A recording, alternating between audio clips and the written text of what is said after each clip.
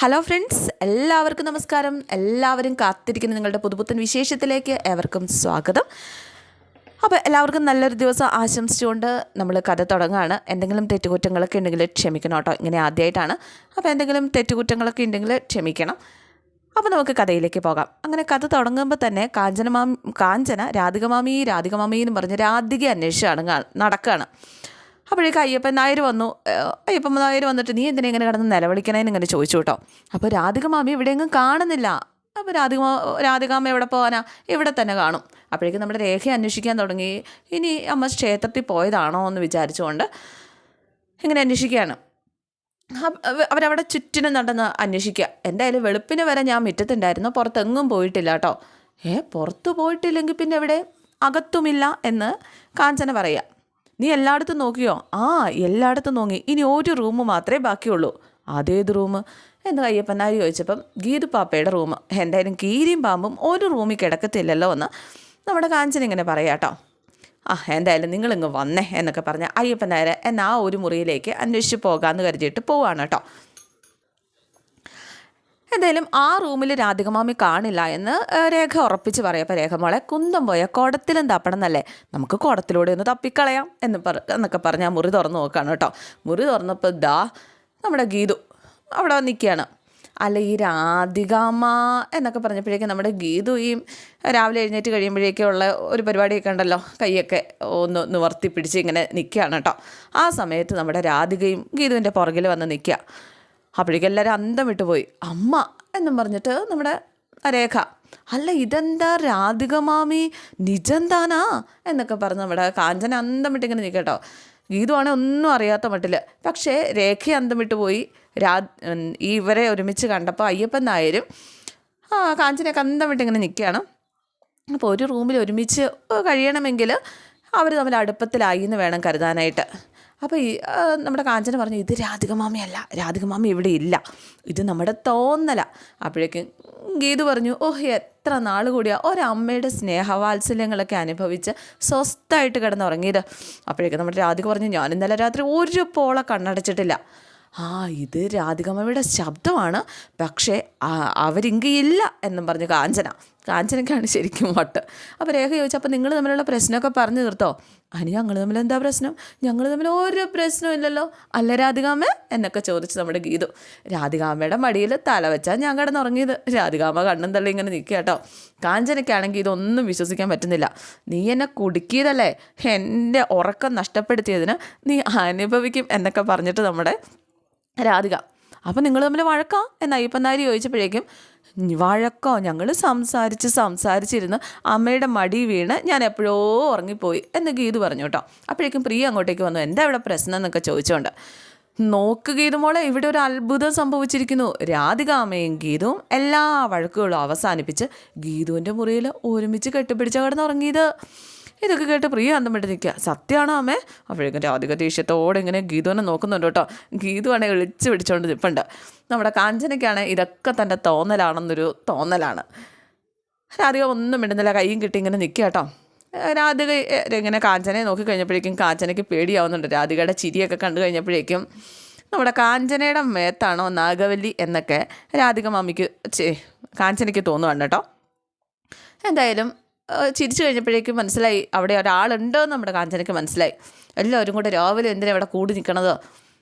എന്നെ ഗീതുവിനോട് പറയാണ്, എന്നെ ഒരു രാത്രി മൊത്തം നീ ഉറക്കം ഉളപ്പിച്ചതിന് നീ ഒരുപാട് രാത്രികളിൽ ഉറക്കം ഉളയ്ക്കും എന്നൊക്കെ പറഞ്ഞിട്ട് രാധിക അങ്ങ് പോകാം കേട്ടോ. അപ്പോൾ പ്രിയ ചോദിച്ചാൽ അമ്മ എന്തിനാ അങ്ങനെ പറഞ്ഞിട്ട് പോയത്? അത് നിങ്ങളെ കേൾപ്പിക്കാൻ വേണ്ടിയിട്ടാണ്. രാധികാമ്മ ഞാൻ വിചാരിച്ച പോലെയല്ല, ഭയങ്കര കോമഡി. പുറമേ കാണുന്ന ഈ ഗൗരവം മാത്രമേ ഉള്ളൂ. എൻ്റെ അമ്മോ, എന്തൊക്കെ തമാശ എന്നറിയാമോ എന്നോട് പറയണതും പ്രവർത്തിക്കണതും ഒക്കെ എന്നൊക്കെ ചോദിച്ചുകൊണ്ട് നമ്മുടെ ഗീതു. അപ്പോഴേക്കും അയ്യപ്പനാര് ചോദിച്ചു, മോള് പറഞ്ഞൊക്കെ സത്യ?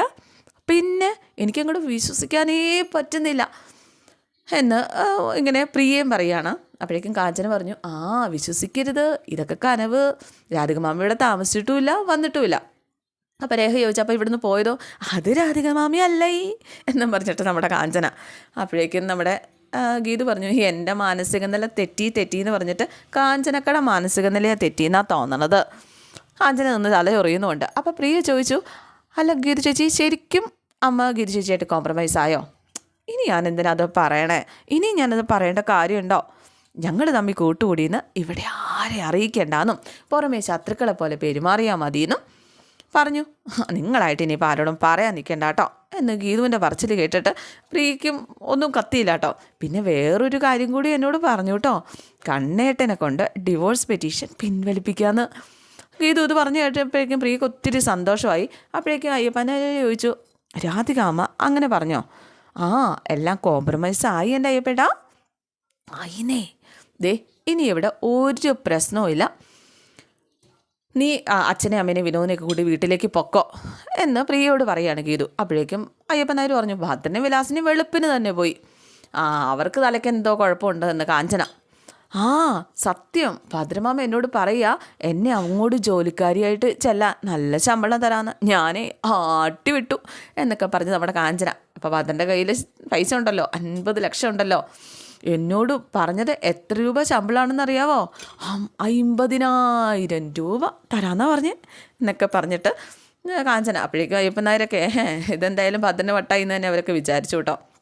അയ്യപ്പൻ നായർ പറഞ്ഞു, പോകാൻ നേരം ഭദ്രൻ എന്നോട് പറഞ്ഞ എന്താണെന്നറിയാവോ? ഇന്നൊരാനയെ നോക്കാൻ പോകണം, വീട്ടിൻ്റെ മുറ്റത്ത് ആന ഇങ്ങനെ നിൽക്കണം, എന്നോട് ആനയുടെ പാപ്പാനായിട്ട് ജോലി ചെയ്തോളാൻ പറഞ്ഞു. ഇതൊക്കെ കേട്ടിട്ട് നമ്മുടെ ഗീതു അന്തം വിട്ടിങ്ങനെ നിൽക്കുക കേട്ടോ.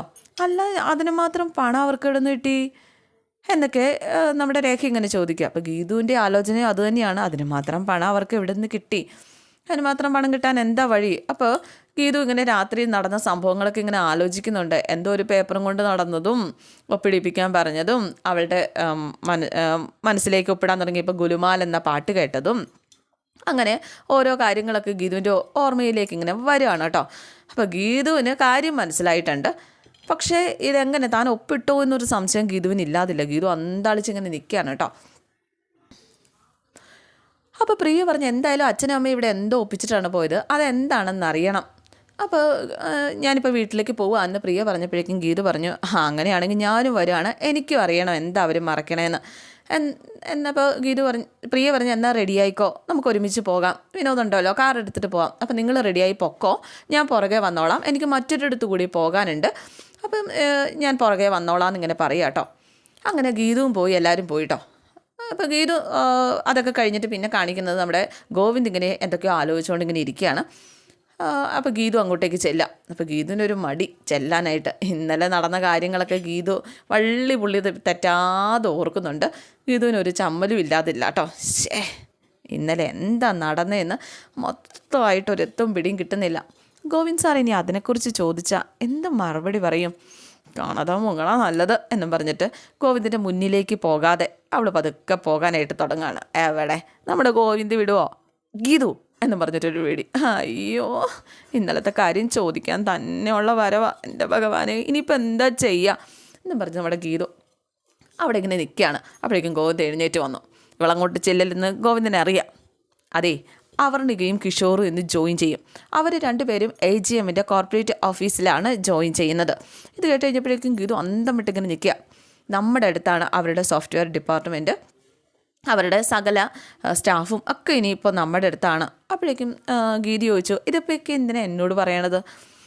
അല്ല, നീ ഇപ്പോഴും AGMൻ്റെ വൈസ് ചെയർമാനാണല്ലോ, അതുകൊണ്ട് പോരാത്തതിന് നീ ഈ ടേക്ക് ഓവറിന് മുൻകൈ എടുത്തില്ലേ, അതുകൊണ്ടാണ് നിന്നോട് പറഞ്ഞത്.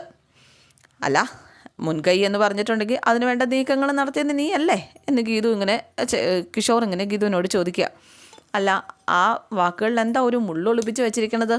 അല്ല, നിൻ്റെ പ്രവർത്തികളിൽ വേദനിപ്പിക്കുന്നൊരു മുനയുണ്ടെങ്കിൽ എൻ്റെ വാക്കുകളിലും കാണും എന്ന് ഗോവിന്ദ് ഇങ്ങനെ പറയുക. അപ്പം ഞാൻ മുള്ള മുനയൊന്നും വെച്ച് പ്രവർത്തിക്കുന്നില്ല, പക്ഷേ നമ്മുടെ രണ്ടാനമ്മ ഞാൻ എന്തൊക്കെയോ വഴിവിട്ട് ചെയ്യുന്നു എന്ന രീതിയിൽ പല വിധത്തിൽ ഗോവിന്ദേട്ടന് മുന്നിൽ പ്രചരിപ്പിക്കുന്നുണ്ട്. എന്നെയും കിഷോറിനെയും ചേർത്ത് വെച്ച് പറയുന്നതുകൊണ്ട് എന്താണ് അവർക്ക് കിട്ടണ സുഖം എന്നെനിക്ക് മനസ്സിലാവുന്നില്ല. അപ്പോഴേക്കും ഗോവിന്ദ് പറഞ്ഞു, അമ്മയ്ക്ക് നിന്നോട് വിരോധം ഉണ്ടെങ്കിൽ അത് നിൻ്റെ പെരുമാറ്റം കൊണ്ട് തന്നെയാണ്. അതെ, കിഷോറിനോട് എനിക്ക് ഒരു ഇഷ്ടമില്ല എന്നും എനിക്ക് വെറുപ്പാണ് എന്നും ആ പേര് പോലും കേൾക്കുന്ന എനിക്ക് ഇഷ്ടമല്ല എന്നും ഞാൻ സാറിനോട് പറഞ്ഞിട്ടില്ലേ. പക്ഷേ ഇനി അതും പറഞ്ഞ് എൻ്റെ അടുത്തേക്ക് വന്നാൽ ഞാൻ മോശമായ രീതിയിൽ മറുപടി കൊടുത്തുനിന്നിരിക്കും. അപ്പോഴേക്കും നമ്മുടെ ഗോവിന്ദ് ചോദിച്ചു, അപ്പോൾ ഇത്ര നാൾ നീ കാണിച്ചതൊന്നും മോശമല്ല, നമ്മുടെ രണ്ടാനമ്മ അർഹിക്കുന്ന സംസാരവും പ്രവൃത്തിയും മാത്രമേ എൻ്റെ ഭാഗത്തു നിന്നുണ്ടായിട്ടുള്ളൂ. എന്നോട് കൂടുതൽ അറിയാമെന്ന് ഞാനും അതിൻ്റെ എക്സ്ട്രീമിലേക്ക് പോകും എന്നാണ് ഞാൻ ഉദ്ദേശിച്ചത്. ഓഹോ, അപ്പം കാട്ടിക്കോട്ടിനൊക്കെ വെറും സാമ്പിളാ, വലുത് വരാൻ കിടക്കണല്ലേ ഉള്ളൂ. അപ്പോഴേക്കും ഗീതി പറഞ്ഞു, അതിനിവിടെ മറ്റാരോടും ഞാൻ അതുപോലെ പെരുമാറുന്നില്ല. രേഖേച്ചിയെയും അയ്യപ്പേട്ടനെയും ഞാൻ എൻ്റെ സ്വന്തം പോലെയല്ലേ കരുതുന്നത്. അതുകൊണ്ട് തന്നെ രാധികാമ്മയ്ക്ക് എന്തോ കുഴപ്പമുണ്ടെന്ന് കണ്ണേട്ടൻ മനസ്സിലാക്കണം. അപ്പോഴേക്കും ഗോവിന്ദ് പറഞ്ഞു, പലവട്ടം സംസാരിച്ചത് മാത്രമേ എനിക്ക് പറയാനുള്ളൂ. അമ്മയെക്കുറിച്ചുള്ള ധാരണ മാറ്റാൻ നീയായിട്ട് ശ്രമിക്കേണ്ട, അത് നടക്കാൻ പോകില്ല. അപ്പോഴേക്കും ഗീത് പറഞ്ഞു, ആലേലും അത് മനസ്സിലാക്കി തന്നെയാണ് ഞാൻ പെരുമാറണത് എന്നും പറഞ്ഞ് ഇഷ്ടക്കേടോടെ നിൽക്കുക. ഒരു ഭാര്യയുടെ കടമകൾ നിർവഹിച്ച് ഉത്തമ കുടുംബിനിയായി അമ്മയ്ക്ക് ഒരു പ്രശ്നം ഉണ്ടാക്കാതെ ഒതുങ്ങി ജീവിക്കുകയല്ലേ ഞാൻ, പിന്നെന്താ കുഴപ്പം എന്നൊക്കെ ചോദിച്ച് നമ്മുടെ ഗീതു. അതിനിടയ്ക്ക് കിഷോറിൻ്റെ പേര് പറഞ്ഞ് കണ്ണേറ്റിനോട് സംസാരിച്ചപ്പോൾ എനിക്ക് ശരിക്കും സങ്കടം വന്നു കേട്ടോ, എനിക്ക് ദേഷ്യം വന്നു കേട്ടോ എന്നൊക്കെ പറഞ്ഞിട്ട് നമ്മുടെ ഗീതു ഒരൊറ്റ പോക്ക്. അവിടെ ഒരു കണ്ണേട്ടൻ എന്നും പറഞ്ഞ് നമ്മുടെ ഗോവിന്ദ് ഇങ്ങനെ നിൽക്കുകയാണ്. എന്നൊക്കെ പറഞ്ഞിട്ട് ഗീതുവിൻ്റെ ലക്ഷ്യം കിഷോറിനോടുള്ള പ്രതികാരമാണെങ്കിൽ അതിന് കൂട്ട് നിൽക്കണം, അതിന് സപ്പോർട്ട് ചെയ്യേണ്ടത് ഗോവിന്ദിൻ്റെ കടമയാണ് എന്ന് ഗോവിന്ദിനറിയാം. കാരണം ഗീതുവിനെ കൂട്ടിക്കൊണ്ട് വന്നത് ഗോവിന്ദ് തന്നെയാണല്ലോ. എന്തായാലും അതിന് കൂട്ട് നിൽക്കാം എന്ന് തന്നെ ഗോവിന്ദ് തീരുമാനിക്കുകയാണ്. ഇതേസമയം ഗീതുവും നല്ല ആലോചനയിലാണ്. കാരണം കിഷോറിനെ തൻ്റെ കൈകളിലേക്ക് കിട്ടാൻ പോവുകയാണ് പ്രതികാരം ചെയ്യാൻ വേണ്ടിയിട്ട്. കാരണം കിഷോർ ചെയ്ത കാര്യങ്ങളും ഒക്കെ ഇങ്ങനെ ഗീതുവിൻ്റെ മനസ്സിലേക്ക് ഓർമ്മ വരികയാണ് കേട്ടോ. പക തീർക്കാനായിട്ട് എനിക്ക് കിട്ടിയ അവസരമാണ്. ഇവിടെ ഈശ്വരനായിട്ട് അവതരിച്ചിരിക്കുന്നത് ഗോവിന്ദ് സാറ് തന്നെയാണ്. എൻ്റെ മനസ്സറിഞ്ഞതുപോലെ അവനോടുള്ള കണക്ക് തീർക്കാനായിട്ട് ഗോവിന്ദ് സാറ് ഒരു അവസരം ഉണ്ടാക്കി തന്നിരിക്കുകയാണ്. വളരെ തന്ത്രപൂർവ്വം കിഷോറിനെ നിയന്ത്രിക്കാനുള്ള ചുമതല ഗോവിന്ദ് സാറ് എന്നെ ഏൽപ്പിക്കാനായിട്ട് ശ്രമിക്കുക, അതെന്തായാലും പാഴാക്കാൻ പാടില്ല എന്നൊക്കെ പറഞ്ഞ് ഗീതു എന്തൊക്കെ ചെയ്യണം, കിഷോറിനെതിരെ എന്തൊക്കെ ചെയ്യണം എന്നൊക്കെ ഇങ്ങനെ തീരുമാനിക്കുക. കിഷോർ ആദ്യമായിട്ട് ഓഫീസിൽ വരുമ്പോൾ ഞാൻ അവിടെ ഉണ്ടാവണം. കിഷോർ ഇനി മുതൽ നീ എൻ്റെ അടിമയാണ് കിഷോർ, നീ എൻ്റെ അടിമയാണ്. എൻ്റെ വിരൽ തുമ്പിൽ ഞാൻ നിന്നെ വട്ടം ചുറ്റിക്കും. അവനെ നേർക്ക് കാണുന്നതിന് മുമ്പ് മറ്റു ചില മുന്നൊരുക്കങ്ങൾ കൂടി എനിക്ക് നടത്താനുണ്ട് എന്നൊക്കെ ഗീതു ഇങ്ങനെ മനസ്സിലിങ്ങനെ പറയുകയാണ്. എന്തായാലും പിന്നെ കാണിക്കുന്നത് നമ്മുടെ ഭദ്രൻ്റെ വീടാണ്. അതായത് നമ്മുടെ ഭദ്രൻ്റെ വിലാസിനെയും അവിടെ വീട്ടിൽ എങ്ങനെയാണോ ആ ഒരു രീതിയാണ് ഇനി കാണിക്കുന്നത്. അവർ 50 ലക്ഷത്തിൻ്റെ ഉടമയാണല്ലോ, അതിൻ്റേതായ മാറ്റങ്ങൾ അവർക്ക് വേണമല്ലോ. അല്പന ഐശ്വര്യം വന്നാൽ അർദ്ധരാത്രി കുട പിടിക്കുമെന്ന് പറഞ്ഞതുപോലെ നമ്മുടെ വിലാസിനെയും ഭദ്രനും ഐശ്വര്യം വന്നാൽ ഈ 50 ലക്ഷം വന്നാൽ എന്ത് ചെയ്യുന്നതൊക്കെ നമുക്കറിയാലോ. ആ ഗേറ്റ് അങ്ങോട്ട് മലർക്ക് തുറന്ന് പിന്നെ അവിടുത്തെ കാഴ്ചകളാണ് നമ്മളെ കാണിച്ചു തരുന്നത്. ഫ്രണ്ടിൽ ദാ നിൽക്കണു 2 തടി മാടന്മാർ, സെക്യൂരിറ്റി ഓഫീസറെ പോലെ 2 പേര്, ബ്ലാക്ക് ക്യാറ്റ്സ് എന്നൊക്കെ പറയില്ലേ, അതിന് പകരം നീലക്കുപ്പായാണ് ഇട്ടിരിക്കണമെന്ന് മാത്രം ആ ചേട്ടന്മാർ. അപ്പോഴേക്കും നമ്മുടെ കുബേരൻ സിനിമയ്ക്കകത്ത് ദിലീപ് ഇറങ്ങി വരത്തില്ലേ, ആ 1-ാം തീയതി മാത്രം അമ്മാതിരി ഒരു വേഷത്തിൽ ഈ ഭദ്രൻ ഇങ്ങനെ ഇറങ്ങി വരികയാണ്. പിന്നെ നമ്മുടെ ആനയ്ക്ക് നെറ്റിപ്പട്ടൊക്കെ കിട്ടിയതുപോലെ എഴുന്നള്ളിച്ച് നിർത്താൻ ഒരുക്കിയിരുത്തിയിരിക്കണ പോലെ നമ്മുടെ വിലാസിനെയും ഇറങ്ങി ഇങ്ങനെ വരികയാണ്. ഒരു കൂളിംഗ് ഗ്ലാസ് അല്ല, 2 പേരും ഓരോ കൂളിംഗ് ഗ്ലാസ് വരെ വെച്ചിട്ടുണ്ട്. ഓക്കെ 5 ലക്ഷം ഓക്കെ ആണെങ്കിൽ ഇപ്പം തന്നെ പോരെ എന്നൊക്കെ പറഞ്ഞ് ഫോൺ വിളിച്ച് സംസാരിച്ചുകൊണ്ടിരിക്കുക കേട്ടോ. എൻ്റെ 2 ബോഡി ഗാർഡ്സ് ഇവിടെയുണ്ട്, ID പ്രൂഫ് കാണിച്ചാൽ അവരകത്തേക്ക് കയറ്റി വിടുള്ളൂ, അതുകൊണ്ട് ആധാർ കാർഡ് എടുത്തോണം എന്നൊക്കെ വിളിച്ച ആളോട് പറയുക. അതേ ഭദ്രേട്ടാ, എനിക്ക് സിറ്റി വിമൻസ് ക്ലബ്ബിൽ ഒരു മെമ്പർഷിപ്പ് എടുക്കാനായിട്ട് 5 ലക്ഷം രൂപ കൊടുക്കണം. ആദ്യം നമ്മുടെ ജീവനാ സംരക്ഷണം കൊടുക്കേണ്ടത്, ഗാഡ്സ്. അപ്പോഴേക്കും അവന്മാർ തിരിയുക, വെൽക്കം മൈ ബാസ്, ഇനി ഞാൻ പറയാൻ പോകുന്ന കാര്യങ്ങൾ കണ്ണും കാതും കൂർപ്പിച്ച് കേൾക്കണം എന്നൊക്കെ നമ്മുടെ ഭദ്രൻ പറയുക. അതെന്തിനാണ് സാർ, ഞാൻ പറയുന്ന അങ്ങോട്ട് കേട്ടാൽ മതി എന്ന് പറഞ്ഞ് ഭദ്രൻ. അതെ, ബോഡി ഗാർഡ്സ് പറയുന്ന അങ്ങോട്ട് അനുസരിച്ചാൽ മതി, ചോദ്യങ്ങൾ എങ്ങോട്ട് ചോദിക്കാൻ നിൽക്കേണ്ട, കേട്ടല്ലോ എന്നൊക്കെ പറഞ്ഞ് നമ്മുടെ വിലാസിനെയും ഒന്ന് ഭരിക്കുക കേട്ടോ. പിന്നെ ഈ ജോസ് പ്രകാശ് വലിക്കണ പോലത്തെ ഒരു കുഴലുണ്ടല്ലോ, അങ്ങനെ ഒരു കുഴലൊക്കെ എടുത്ത് വായിൽ വെച്ചിട്ടുണ്ട് നമ്മുടെ ഭദ്രൻ. എന്നിട്ടാണ് അങ്ങോട്ടേക്ക് ചെല്ലുന്നത്. എടാ എന്നൊക്കെ വിചാരിച്ചുകൊണ്ട് ഈ ഇവന്മാരോട് സംസാരിക്കുകയാണ് കേട്ടോ. ചളിയാണ്, മൊത്തം ചളിയാണ്. ഞങ്ങളെ ചിലരിൽ നിന്ന് സംരക്ഷിക്കുകയാണ് നിങ്ങളുടെ ഡ്യൂട്ടി. ചിലപ്പോൾ ആൾക്കാർ ഗുണ്ടുകളൊക്കെ ആയിട്ട് വരാം, ഭയപ്പെടരുത്. മസിലൊക്കെ ഉണ്ടല്ലോ അല്ലേ, അപ്പോൾ അവന്മാർ ഇങ്ങനെയൊക്കെ കാണിച്ചു കൊടുക്കുക കേട്ടോ. പാറ പോലെ ഉറച്ച് നിൽക്കണം. അതിനുള്ള ആയുധങ്ങളൊക്കെ ഉണ്ടല്ലോ അല്ലേ, ആയുധങ്ങളുണ്ട്. ഞാൻ കരാട്ടയാണെന്ന് പറഞ്ഞിട്ട് ഓരോരുത്തർ ഓരോന്ന് കാണിച്ചുകൊണ്ടിരിക്കുകയാണ്. എന്തായാലും അവരുടെ ചളിയടിയാണ് കേട്ടോ പിന്നെ ഇങ്ങനെ നടക്കുന്നത്. ആ സമയത്താണ് നമ്മുടെ ഗീതു അങ്ങോട്ടേക്ക് വരുന്നത്. നിങ്ങൾ പിന്നിലേക്ക് മാറിക്കോ എന്ന് ബോഡി ഗാർഡ്സ് ഇങ്ങനെ പറയുക. അപ്പോൾ ഗീതു മാത്രമല്ല, ഗീതുവിൻ്റെ പിന്നാലെ നമ്മുടെ പ്രിയയും വിനോദും കാറിൽ വരുന്നുണ്ട്. അപ്പോൾ ഇവരെല്ലാവരും ഇതൊക്കെ കണ്ട് അന്തം വിട്ടിങ്ങനെ നിൽക്കുക. ബോഡി ഗാർഡ്സാണ് ഇവരെ ആദ്യം വരവേൽക്കുന്നത്. അപ്പോൾ വീട്ടിലത്തെ ഈ മാറ്റങ്ങളൊക്കെ കണ്ട് വിനോദും പ്രിയയും ഗീതുവും ഒക്കെ ഇതെന്താണ് സംഭവം എന്നറിയാതെ നിൽക്കുകയാണ്. അപ്പോൾ ബോഡി ഗാർഡ്സിന് പുറകിലായിട്ട് ഭദ്രനും നമ്മുടെ വിലാസിനിയും ഈ വരുന്നവർക്ക് നേരെയാണോ ഒറ്റയ്ക്ക് നടത്തേണ്ടത് എന്നൊക്കെ ചോദിച്ചുകൊണ്ട് കരാട്ടെ മൂഡിൽ നിൽക്കുകയാണ് ബോഡി ഗാർഡ്സ്. കൈവക്കടാ, ഞങ്ങൾക്ക് ദേഹപരിശോധന നടത്തണം എന്നും പറഞ്ഞ് വിനോദിനെ പിടിക്കാൻ പോവുക.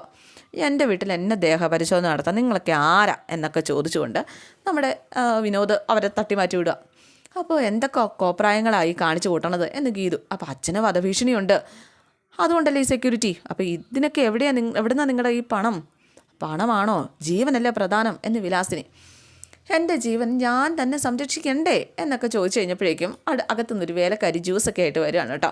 നമ്മൾ 2 ജ്യൂസേ ഉള്ളൂ, വിലാസിനിക്കും ഭദ്രനും. ഇതാരാമേ എന്ന് പ്രിയ ചോദിച്ചപ്പോൾ, അയ്യോ അതെങ്കിൽ ഞാൻ പറയാൻ വിട്ടുപോയി, വീട്ടു ജോലിക്ക് നമ്മൾ 2 സ്റ്റാഫിനെ നിയമിച്ചിട്ടുണ്ടേ. ഒരാൾ മോൾക്ക് വേണ്ടി മാത്രം അരിയാട്ടാനും പൊടിക്കാനും താമരശ്ശേരി ഇഡലി ഉണ്ടാക്കാനും ഒക്കെ മാത്രമാണ്. ഇവൾ ഞങ്ങളുടെ കാര്യങ്ങൾ നോക്കാൻ വേണ്ടിയിട്ട്. പിന്നെ പുറം പണിക്ക് വേറൊരു സ്റ്റാഫിനെ കൂടി പറഞ്ഞു വെച്ചിട്ടുണ്ട്. അപ്പോഴേക്കും ഗീതി ചോദിച്ചു, ഇതൊക്കെ ആരോട് ചോദിച്ചിട്ടാണ് ചെയ്തത്? അപ്പോഴേക്കും ഞങ്ങളുടെ ബോസിനോട് ആജ്ഞാപിക്കുന്നോ എന്നും ചോദിച്ച് ബോഡി ഗാർഡ്സ്. അപ്പോൾ അമ്മ ഇങ്ങോട്ട് വന്നേ എന്നും പറഞ്ഞ് നമ്മുടെ ഗീതു അമ്മേനെ വിളിച്ചുകൊണ്ട് പോവുക. അപ്പോൾ വിനോദ് ബോഡി ഗാർഡ്സിനോട് പറഞ്ഞ് 2 പേരും ഇപ്പം തന്നെ സ്ഥലം വിട്ടോണം. എൻ്റെ മോനെ വിനോദേ, എൻ്റെ സെക്യൂരിറ്റി, അച്ഛൻ്റെ സെക്യൂരിറ്റി അല്ല വേണ്ടത്, ഞാൻ തരാം. അയ്യോ അല്ല, അഡ്വാൻസ് ആയിട്ട് ഞാൻ ഇവർക്ക് ഒരാഴ്ചത്തെ സാലറി കൊടുത്തു പോയി. എൻ്റെ പൊന്നച്ഛ നന്നാവില്ല അല്ലേ, തീരുമാനിച്ചിരിക്കുകയാണല്ലേ എന്നൊക്കെ വിനോദ് ഇങ്ങനെ ചോദിച്ച പ്രിയയുടെ കൈയും പിടിച്ചങ്ങോട്ട് പോവുക.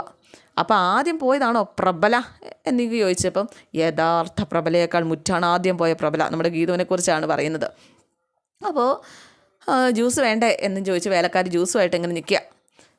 അപ്പോൾ ജ്യൂസ് എടുക്കാനായിട്ട് തുടങ്ങിക്കഴിഞ്ഞപ്പോഴേക്കും നമ്മുടെ ഭദ്രനെ അകത്തുനിന്ന് അച്ഛാ എന്നും പറഞ്ഞ് ഗീതു വിളിക്കുക കേട്ടോ. എൻ്റെ ജ്യൂസ് എടുക്കാനകത്തുനിന്ന് വിളിക്കണത്. ഓക്കെ, ഞാൻ പോയിട്ട് വരാം, ഞാനേ അകത്ത് പോയിട്ട് വരാം എന്നൊക്കെ പറഞ്ഞിട്ട് അകത്തേക്ക് കയറി പോവാണ്. നമ്മുടെ ഗീതു വിലാസിനിയോട് വഴക്കുണ്ടാക്കിക്കൊണ്ട് ഇങ്ങനെ നിൽക്കുക. നീ എന്തിനാ എന്നോട് ഇങ്ങനെ ദേഷ്യപ്പെടുന്നത്? ഞാൻ എവിടുന്നേലും പോയി കട്ടോണ്ട് വന്നതാണോ, അതോ അറക്കൽ വീട്ടിൽ നിന്ന് കോരിക്കൊണ്ട് വന്നതാണോ എന്നൊക്കെ ചോദിച്ചപ്പോഴേക്കും അമ്മ നിന്നെ ഞാൻ ചോദിച്ചതിന് മറുപടി പറഞ്ഞിട്ട് പോയാൽ മതി. ഇത്രയും ജോലിക്കാരെ നിയമിക്കാനും അവർക്ക് ശമ്പളം കൊടുക്കാനൊക്കെ എവിടെ നിന്നാണ് കാശ് കിട്ടിയത്? എൻ്റെ പൊന്നുമോളെ, ഞങ്ങൾക്ക് ലോട്ടറി അടിച്ചതാ. പിന്നെ രാത്രി അറക്കൽ വീട്ടിൽ നിന്ന് പോരുന്നത് വരെ അടിക്കാതിരുന്ന ലോട്ടറി അമ്മയ്ക്ക് ഇന്ന് അടിച്ചോ? അപ്പം ഭാഗ്യം എപ്പോഴാണ് വരുന്നതെന്ന് പറയാൻ പറ്റുമോ? ഇന്ന് വെളുപ്പാങ്കാലത്ത് ആ ഭാഗ്യം ഫോൺ വിളിച്ച് പറഞ്ഞത്. അയ്യോ പിന്നെ ആ ഭാഗ്യം ഫോൺ വിളിച്ച് പറഞ്ഞു. അതേ, ലോട്ടറി വിറ്റ ഏജൻറ്റ് വിളിച്ചിട്ട് 50 ലക്ഷം അടിച്ചു അത്രേ. ഞാനെടുത്ത ലോട്ടറിക്ക് ഫോണിൽ കൂടെ പറഞ്ഞു. അതേ, കള്ളമൊക്കെ എനിക്ക് മനസ്സിലാകും. അയ്യോ അല്ല, സത്യം എന്ന് പറഞ്ഞു നമ്മുടെ വിലാസിനി ഗീതുവിൻ്റെ തല തൊട്ട് സദ്യ ചെയ്യാൻ പോവാം. ലോട്ടറി അടിച്ചതല്ല, സത്യമായിട്ട് 50 ലക്ഷം അടിച്ചതാണ്. അച്ഛാ, ഇന്നലെ ജ്യൂസിൽ നിങ്ങൾ എനിക്ക് എന്തോ കലക്കി തന്നു, അതിന് ശേഷമല്ലേ നിങ്ങൾക്ക് 50 ലക്ഷം കിട്ടിയത്? എടി, നിനക്കെന്തെങ്കിലും കലക്കി തന്നാൽ ഞങ്ങൾക്ക് അവിടെ നിന്ന് കാശ് കിട്ടാനാ? നിങ്ങൾ സത്യം പറ, എന്താ സംഭവിച്ചത് എന്നൊക്കെ ചോദിച്ചു നമ്മുടെ ഗീതു. ഇന്നലെ എന്തോ പേപ്പറൊക്കെ ഒപ്പിടിപ്പിക്കാൻ വേണ്ടി നിങ്ങൾ എൻ്റെ അടുത്ത് കൊണ്ടുവന്നില്ലേ? നമ്മുടെ വിലാസിനിക്കും ഭദ്രനെ മനസ്സിലായി, പെട്ടു. അപ്പോൾ ഇന്നത്തെ എപ്പിസോഡ് ഇവിടെ അവസാനിക്കുകയാണ്. എല്ലാവർക്കും ഇഷ്ടമായെന്ന് വിചാരിക്കുന്നു. ഇഷ്ടപ്പെട്ടിട്ടുണ്ടെങ്കിൽ ലൈക്ക് ചെയ്യണം, കമൻറ്റ് ചെയ്യണം. പുതിയ ആൾക്കാരൊക്കെ കാണുന്നുണ്ടെങ്കിൽ സബ്സ്ക്രൈബ് ചെയ്ത് വെക്കണം. Okay, thank you. അടുത്ത വീഡിയോ ആയിട്ട് കാണാം കേട്ടോ.